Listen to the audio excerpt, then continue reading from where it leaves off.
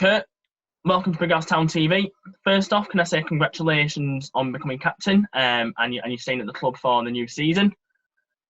Some people will say at quite a young age that at the age of 23 that it's a bit too young to be a captain. What's your thoughts on that? Yeah, I can see why people would say that, especially from the outside looking in, because it is quite a young age to be a captain. But I think I've played this level for 6 or 7 years now, and I feel as though I've kind of established myself enough to be able to take that role. And I think I've seen enough and been lucky enough to play under a few good captains, both at Brighouse and at Farsley, that I've had good role models in that role and good people to look at. So I think I'll be able to do it well. Excellent. And what skills do you think you'll bring to the captaincy role? I think the main skill for me personally is probably I feel like I'm quite a good people person, and I think I'll be a good link between kind of players and management and higher than management. And I think that even if I don't necessarily agree with someone's point of view, I think that I'll be able to still level with them and help wherever I can. Excellent. I'm going to talk a bit about last season now. Obviously, our last game was against Workington away, and before the season got declared null and void. Just first off, how's everything at home? Is everyone safe and well? Yeah, all's well, thank you. Everyone's just, as most of the country, a little bit bored, a little bit restless, but needs to be done. And luckily everyone's safe, thank you. Good. What was your kind of reaction when you found out that the season was going to become null and void?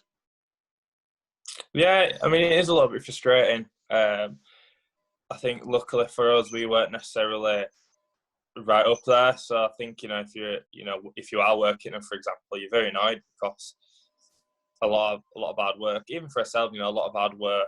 We put a lot of hard work in for nothing really, but more so for the teams that are up there.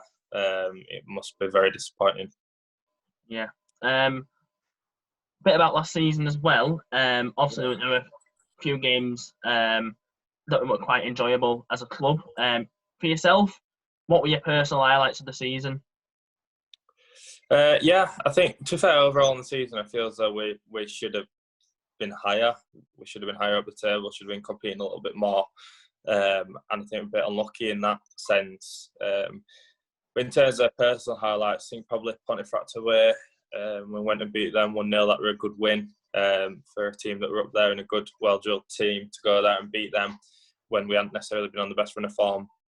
So I think that game stands out to me as a good one. Excellent. Who would you say was your player of the year from last season? It'd probably have to be Josh Grant, to be honest. I think you're very consistent. I think he played pretty much every game.